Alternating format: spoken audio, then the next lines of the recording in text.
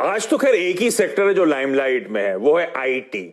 और स्ट्रीट जानता है कि Q4 के बाद Q1 में पेन आया होगा, लेकिन फोकस है इन आईटी कंपनीज की कमेंट्री पर, इनके आउटलुक पर, आगे की ट्रेजेक्टरी पर। और देखिए क्या हाथों हाथ बाइंग होती हुई नजर आई। इनफैक्ट कल जब मैंने ब्रोकर्स पोल करा था तो एफएमसीजी और आईटी यही दो पॉकेट्स हैं जो ज्यादातर एक्सपर्ट्स मान रहे थे कि अब यहां पे खरीदारी देखने को मिलेगी। और आज ही वहां पे देखिए आईटी में किस तरह की बाइंग है। तो एक mid cap IT company highlight करने जा रहा हूं, एक ऐसी कंपनी जहां सारे के सारे दिग्गज शेयर होल्डर्स पिछले कुछ क्वार्टर्स से लगातार अपने स्टेक बढ़ा रहे हैं।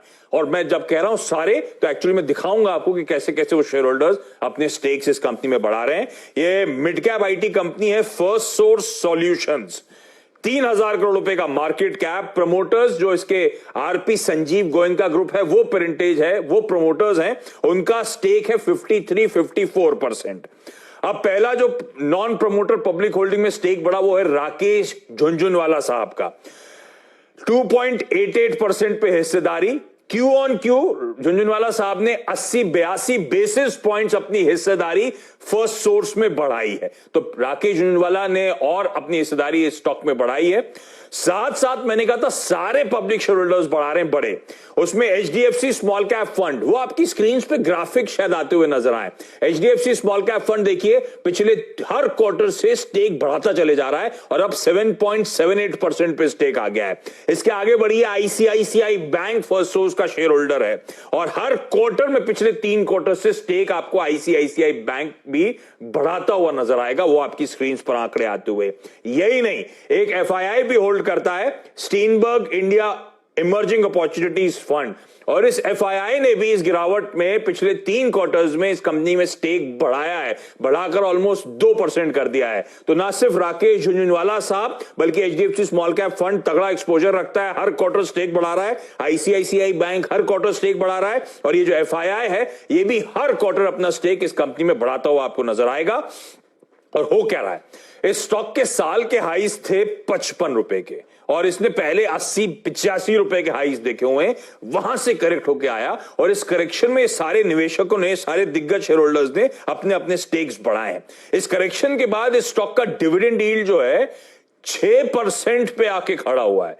इस समय कोई भी दिग्गज बैंक अपने एफडीज पे भी इतना वो रिटर्न नहीं दे रहा हमको जो ये इस स्टॉक दे रहा है आपको। इस स्टॉक का जो ट्रेडिंग पी मल्टीपल है वो 8 का है इस समय। एक समय था ये 19.5 के पी मल्टीपल में ट्रेड करता था, आज महज 8 के पी मल्टीपल पे कंपनी अवेलेबल है। प्राइस टू बुक अब 1 टाइम पे इस कंपनी की, एक समय था 2.5 टाइम्स प्राइस टू बुक पे ये स्टॉक ट्रेड करता था। इस तरह का करेक्शन हुआ और इस तरह की अट्रैक्टिवनेस बढ़ी, इसीलिए तमाम दिग्गज इन्वेस्टर्स इस कंपनी में खरीदारी कर रहे हैं।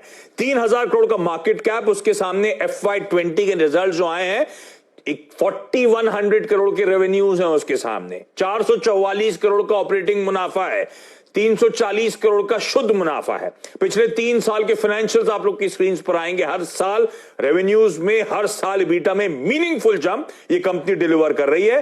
ये कंपनी करती क्या है, बिजनेस प्रोसेस मैनेजमेंट इंडस्ट्री को बिलोंग करती है। इस कंपनी के क्लाइंट जो है banking, financial services, health care, communication, media, technology और बाकी डाइवर्स इंडस्ट्रीज।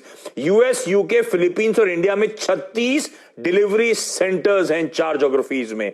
100 से ज्यादा लीडिंग एंटरप्राइजेस को ग्लोबली सर्व करती है।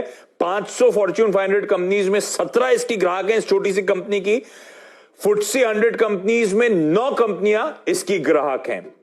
इनफैक्ट ग्राहकों की बात करूं तो यूके के जो 6 रिटेल बैंक्स हैं टॉप, उसमें से 3 इसके क्लाइंट। यूएस के जो टॉप 10 लेंडर्स हैं उसमें 4 इस कंपनी के क्लाइंट। यूएस की जो 5 क्रेडिट कार्ड इशुअर्स हैं सबसे बड़ी, उसमें 3 इस कंपनी के क्लाइंट। यूएस में 650 हॉस्पिटल्स के साथ ये काम करती है। यूएस में top 10 health care insurance companies में से 5 इस कंपनी की ग्राहक हैं। इस तरह का धंधा है फर्स्ट सोर्स ने बनाया हुआ अपना। कोविड 2019 के चलते कस्टमर्स अब डिजिटल टेक्नोलॉजीज अब अडॉप्ट कर रहे हैं और वो मोमेंटम पिकअप कर रहा है। तो इस कंपनी वैसे ही स्वीट स्पॉट में, ये पूरी आईटी के साथ हो रहा है जो आपने अच्छा मूव्स आईटी सेक्टर में आते हुए देखें। एक जाते जाते एक इंटरेस्टिंग और बात बताता हूं। बीता साल FY20 इस कंपनी के लिए बड़ा इवेंटफुल था। बहुत टॉप मैनेजमेंट चेंजेस हुए, एक एक्सटर्नल सीईओ साहब भी आते हुए नजर आए, नए बिजनेस हेड्स जुड़ते हुए नजर आए।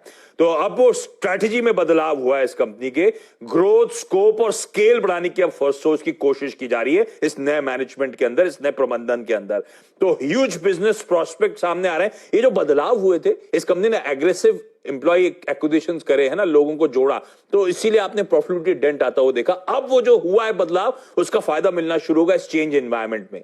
तो एक तो बिजनेस प्रोस्पेक्ट्स इंप्रूव हो रहे हैं, इस स्टॉक की डिविडेंड यील्ड जैसे मैंने कहा बहुत अट्रैक्टिव वैसे ही है, और इस समय बहुत कंपेलिंग वैल्यूएशंस पे फर्स्ट सोर्स खड़ा हुआ है। तो आईटी आज फ्लेवर में था, इसीलिए हाईलाइट कर रहा हूं। खैर आईटी में अक्रॉस द बोर्ड आज बाइंग का दिन है, ये स्टॉक भी हरकत में आता हुआ, लेकिन इस स्टॉक को रडार पे रखिएगा। ये स्टॉक यहां से तगड़े अप मूव्स देने का दमखम रखता है, जिस तरह के लेवल्स पर जहां पे ये स्टॉक इस समय खड़ा हुआ है।